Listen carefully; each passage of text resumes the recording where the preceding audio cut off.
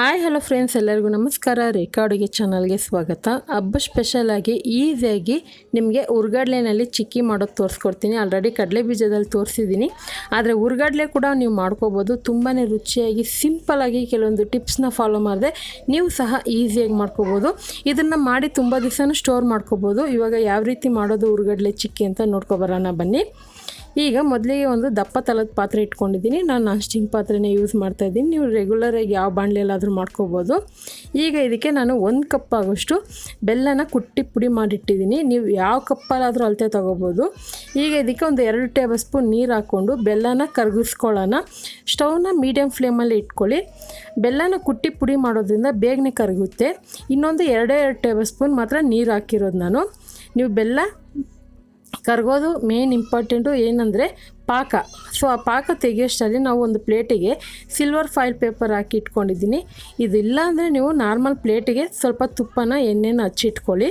ಈಗ ಇದಕ್ಕೆ ನಾನು ಸ್ವಲ್ಪ ತುಪ್ಪ ಹಾಕಿ ಫುಲ್ ಹಚ್ಕೊತೀನಿ. ಸಿಲ್ವರ್ ಫಾಯಿಲ್ ಯೂಸ್ ಮಾಡೋದ್ರಿಂದ ಏನಾಗುತ್ತೆ ಅಂದರೆ ನಿಮಗೆ ಈಸಿಯಾಗಿ ತಟ್ಟೆಯಿಂದ ಅದು ಡ್ರೈ ಆದಮೇಲೆ ಈಸಿಯಾಗಿ ಬಂದುಬಿಡುತ್ತೆ. ಅದಕ್ಕೋಸ್ಕರ ಯೂಸ್ ಮಾಡ್ತಾಯಿದ್ದೀನಿ. ಇಲ್ಲಾಂದರೆ ನಾರ್ಮಲ್ ಪ್ಲೇಟಿಗೆ ತುಪ್ಪ ಹಚ್ಚಿಟ್ಕೊಳ್ಳಿ. ಇವಾಗ ನೋಡೋಣ. ನೋಡಿ, ಬೆಲ್ಲ ಚೆನ್ನಾಗಿ ಕರಗಿ ಪಾಕ ಥರ ಬಂದಿದೆ. ಅದೇ ಯಾವುದೇ ಕಾರಣಕ್ಕೂ ಸ್ಟವ್ನ ಹೈ ಫ್ಲೇಮಲ್ಲಿ ಇಟ್ಟಿದ್ರೆ ಅದು ಸ್ಮೋಕಿ ಫ್ಲೇವರ್ ಬಂದುಬಿಡುತ್ತೆ, ಅಂದರೆ ಸೀದೋಗೋ ಫ್ಲೇವರ್ ಬಂದುಬಿಡುತ್ತೆ. ನೆನ್ಪಿಟ್ಕೊಳ್ಳಿ, ಸ್ಟವ್ನ ಮೀಡಿಯಮ್ ಲೋ ಫ್ಲೇಮಲ್ಲೇ ಇಟ್ಕೊಳ್ಳಿ. ಇವಾಗ ಪಾಕ ತಯಾರಾಗಿದೆ ಅಲ್ವ ಅಂತ ಒಂದು ಬಟ್ಲಲ್ಲಿ ನೀರು ಇಟ್ಕೊಂಡು ಕೂಡ ಚೆಕ್ ಮಾಡ್ಕೊಳ್ಳೋಣ. ಯಾವ ರೀತಿ ಇರಬೇಕು ಅಂದರೆ ಪಾಕ ನಾವು ಕೆಳಗಡೆ ಹಾಕಿದ್ರೆ ಶಬ್ದ ಬರಬೇಕು, ಕ್ರಿಸ್ಪಿಯಾಗಿ ಆ ಥರ ಹಾಕಬೇಕು.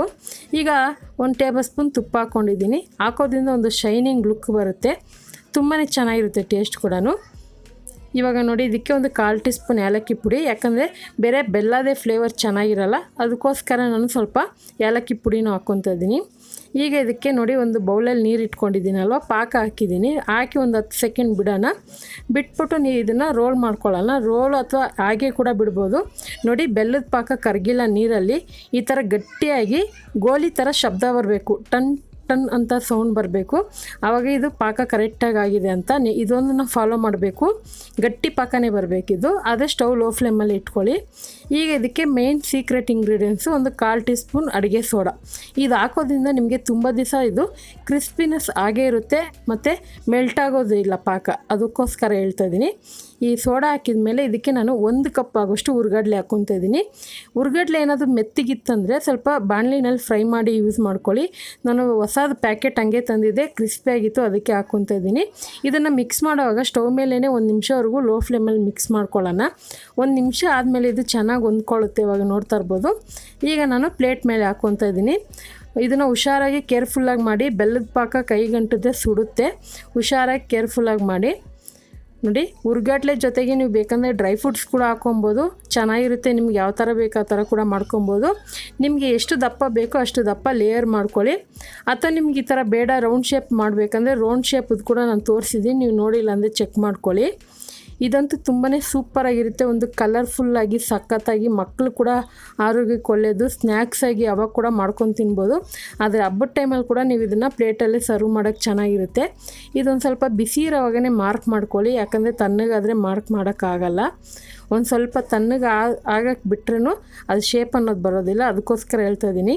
ಇವಾಗ ನಾವು ಚಾಕಿಂದ ಕಟ್ ಮಾಡಿದ್ರೂ ಅದು ಮಾರ್ಕ್ ಕಾಣಿಸಲ್ಲ, ಅದೇ ತಣ್ಣಗಾದ್ಮೇಲೆ ಕಾಣಿಸುತ್ತೆ.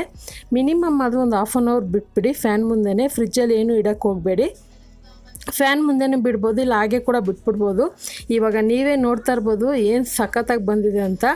ಒಳ್ಳೆ ಶೈನಿಂಗ್ ಆಗಿ ಸೂಪರಾಗಿ ಬಂದಿದೆ. ನೋಡಿ, ನಾನು ಮುರಿದು ತೋರಿಸ್ತಾ ಇದ್ದೀನಿ ಎಷ್ಟು ಕ್ರಿಸ್ಪಿಯಾಗಿ ನಾವು ಕರೆಕ್ಟಾಗಿ ಏನು ಚಾಕುನಲ್ಲಿ ಮಾರ್ಕ್ ಮಾಡಿದ್ರೋ ಅದೇ ಶೇಪ್ ಬಂದಿದೆ.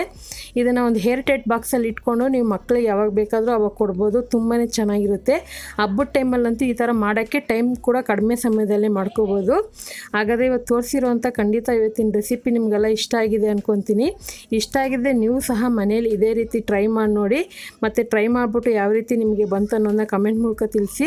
ಹಾಗೆ ಈ ರೆಸಿಪಿ ಇಷ್ಟ ಆದರೆ ಲೈಕ್ ಮಾಡಿ, ಶೇರ್ ಮಾಡಿ. ಮತ್ತಷ್ಟು ಈಸಿ ರೆಸಿಪಿಗೋಸ್ಕರ ರೇಖಾ ಅಡುಗೆ ಚಾನಲ್ನ ಸಬ್ಸ್ಕ್ರೈಬ್ ಮಾಡ್ಕೊಳ್ಳಿ. ಈ ವಿಡಿಯೋ ನೋಡಿದ್ದಕ್ಕಾಗಿ ಎಲ್ಲರಿಗೂ ಧನ್ಯವಾದಗಳು. ಟೇಕ್ ಕೇರ್, ಬಾಯ್.